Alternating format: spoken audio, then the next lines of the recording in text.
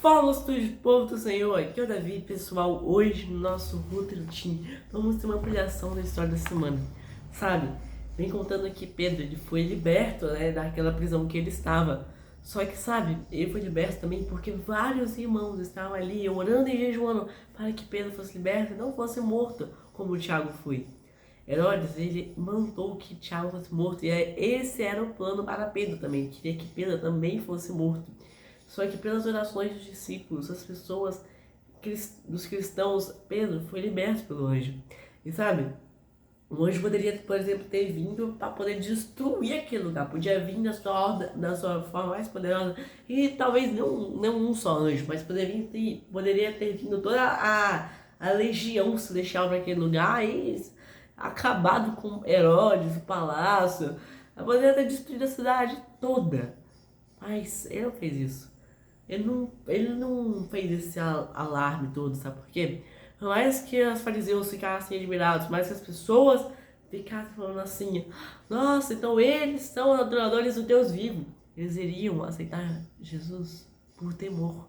Tipo assim, nossa, então aqueles que são contra são mortos, então nós não podemos fazer isso. Mas é aí que Deus mostrou sua graça.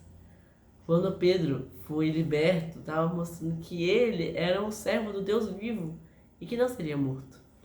Então ele deveria agora continuar espalhando essa mensagem de amor.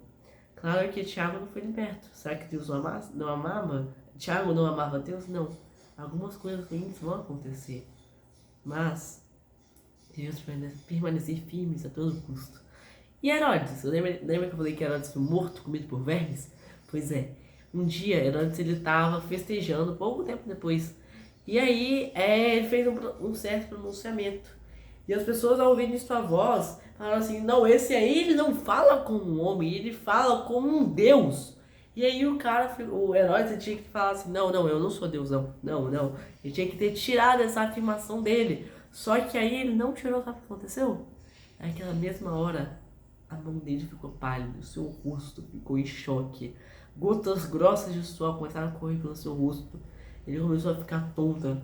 E aí ele olhou ao redor e viu que as pessoas que chamaram ele de Deus começaram a ficar aterrorizadas com aquela cena também. E o próprio Herodes reconheceu e disse: aqueles que vocês chamaram de Deus agora estão passando por isso. E aí Herodes foi lá e caiu. Pouco tempo depois ele estava morto. Foi devorado por vermes.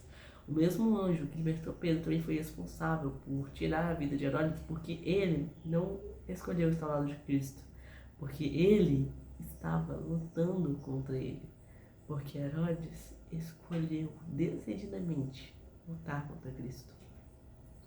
Herodes ele reconheceu seus erros, percebeu que a prisão de Pedro, percebeu que havia matado os soldados que vigiaram Pedro, sabe por quê? Por que Pedro sumiu e os soldados não viram nada? Todos morreram. Ele viu a morte de Tiago, mas não havia mais jeito. Ele já havia escolhido o caminho. Então, o chamado para nós é que nós possamos escolher o verdadeiro caminho, o caminho certo. Tem um trecho do livro dos Embaixadores que diz bem assim: depois que Pedro se rendeu e passou a confiar inteiramente no poder divino, ele recebeu um chamado para ser um subpastor. Cristo dissera a Pedro antes que este o negasse: mas eu orei por você para que a sua fé não desfaleça, e quando você se converter, fortaleça os irmãos. Essas palavras falavam da obra que ele devia fazer em favor daqueles que já se converteram. A experiência de Pedro com o pecado e arrependimento o havia preparado para esse trabalho. Somente quando ele descobriu sua fraqueza, entendeu a necessidade de que o cristão tem de depender de Cristo. E aí, nós temos dependido de Cristo? Pois é, essa é uma pergunta para o nosso coração. Será que estamos vivendo ao lado dele?